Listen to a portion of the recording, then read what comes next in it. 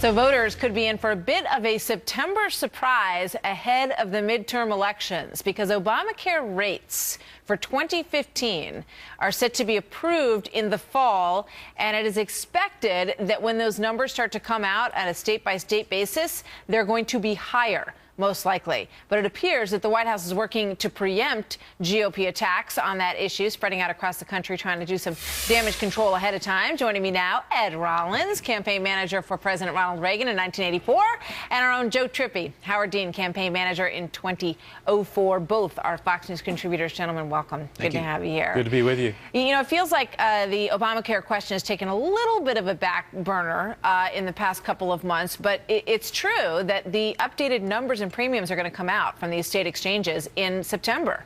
And that's going to leave a lot of people opening mail and saying, really? I thought these were supposed to come down, Joe. And what kind of impact is that going to have? Well, it's going to have a negative impact. It doesn't matter. I mean, look, the fact of the matter is health care rates have gone up every year since, we've had health care probably, and they're going to continue to go up.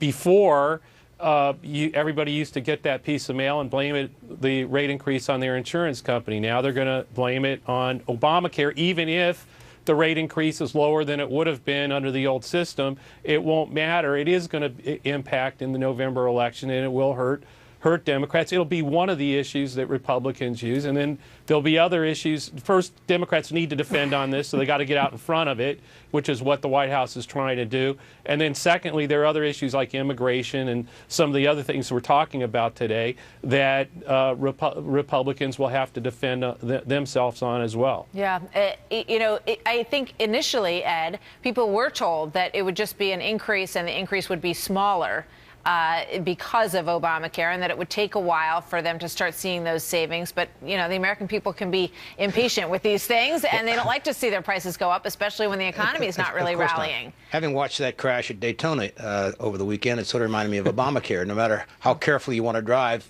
one car goes off the road, you're all going to get... What's happened with Obamacare is there were a lot of expectations that it was going to cost less, cover more people, all the rest of those things. Many of the expectations haven't lived up. The people signing up are... A lot of the young people aren't doing it. More women who basically end up sometimes costing more for health providing is sort of the bigger group. The costs have come down in no way, shape, or form. So, as Joe said so correctly, everything from now on, the next 10 years, 15 years, is going to be blamed on Obamacare. A bad doctor, a late appointment, insurance rates going up, the whole 9 yards. The president has taken on Americans' health care, and it's going to be his to blame, and obviously it's going to have some impact on some of these elections. I agree with Joe. There are going to be other items that are going to matter, but this is just one more reminder of things that people don't like. Yeah, you guys watch this midterm process really closely, and I know that you go state by state and try to figure out whether or not we're going to see a different Senate leadership the next time around. You mentioned immigration, Joe. How much do you think that might impact some of these races, and in what way? Well, I think all these issues are. I mean, look, this is going to be an election that's driven by what angers people, which is one of the reasons Obamacare is going to hurt. Because midterm elections are not everybody's voting and the people who feel good about their lives or feel good about their health care that they just got, that they never had. Those are not the people who turn out. It's people that are upset about something.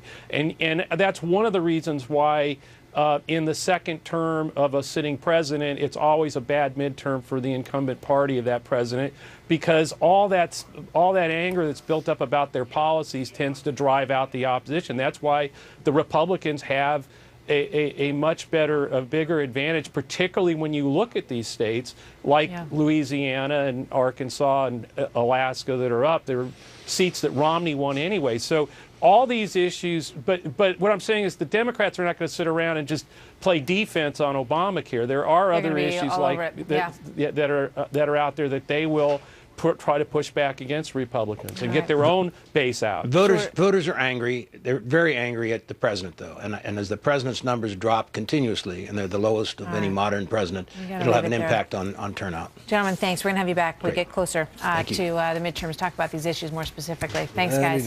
Thanks, Martha.